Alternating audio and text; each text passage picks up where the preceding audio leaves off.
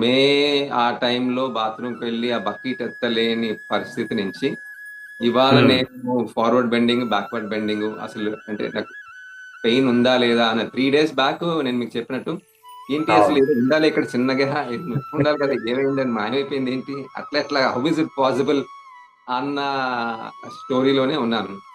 ఆ, నేను స్టార్ట్ అయినప్పుడు పెయిన్ ఆన్ స్కేల్ 10 ఉంటే నాకు ఇప్పుడు అప్రాక్సిమేట్ గా ఒక 0.5 అలా ఉంటుందేమో. ఏదో ఒక ఓకే. పాయింట్ మూమెంట్ లో నాకు అనిపిస్తుంది కానీ నిత్య దినచర్యలో in my daily activities I don't feel pain at all. ఏవైనా కొంచెం వండర్ ఫార్వర్డ్ బెండింగ్ కానీ బ్యాక్వర్డ్ బెండింగ్ కానీ కొంచెం వెయిట్ లిఫ్ట్ చేసినప్పుడు కానీ కొంచెం అనిపిస్తుంది. కానీ మీరు ఓకే. చెప్పినట్టు ఇది ఒక 1 year దాకా చేసుకుంటూ పోతే I think it all set. ఖచ్చితంగా సార్. సో నేను అదే చెప్తున్నాను. Great sir, wonderful benefit. అంటే ఎలాంటి బెనిఫిట్